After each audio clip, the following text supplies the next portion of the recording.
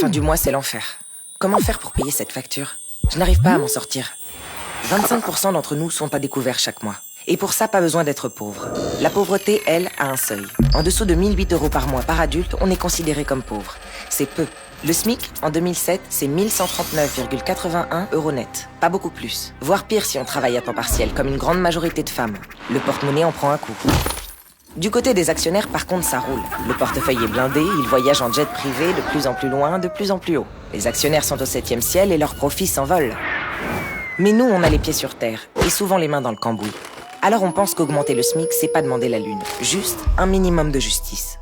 Et voilà ce qu'on propose. Le SMIC à 1 326 €. 173 € de plus par mois tout de suite. C'est 15%, presque 2 mois de paye en plus.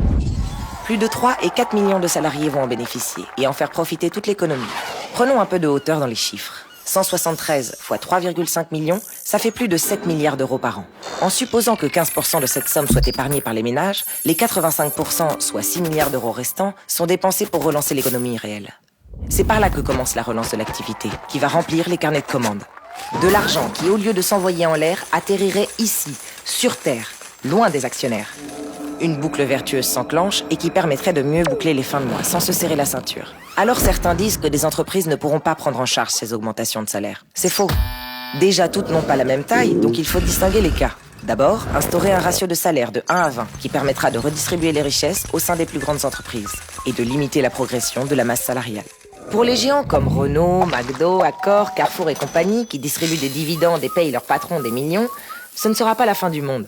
Pour les petites et moyennes entreprises, le carnet de commandes qui se remplit assurera des perspectives d'activité. Et à court terme, des aides seront mises en place via le pôle public bancaire, comme le prêt à taux zéro et le raccourcissement des délais de paiement pour les sous-traitants. Le fonds de solidarité interentreprises entre petites et grandes assurera de répartir les contributions sociales. Et par ailleurs, la baisse de l'impôt sur les sociétés se fera au profit des plus petites et les moins financiarisées. Ce qui est sûr, c'est que pour nous, l'augmentation du SMIC n'est pas une mesure isolée dans la relance de l'activité. Ce n'est que le premier levier d'une mesure d'urgence et d'un engagement clair. L'augmentation générale des salaires, et notamment ceux des fonctionnaires, gelés depuis 2010, et de tous les bas salaires. Dès la première année de son mandat, le gouvernement organisera une conférence nationale avec les partenaires sociaux pour revaloriser l'ensemble des salaires et instaurer le principe d'un revenu maximal fixé à 20 fois le revenu médian, soit environ 360 000 € par an. Plus d'équité, plus de justice et moins de questions à la fin du mois. Parce que notre travail produit de la richesse. Parce que nos salaires produisent de l'activité. Parce qu'il est temps de remettre l'économie à notre service.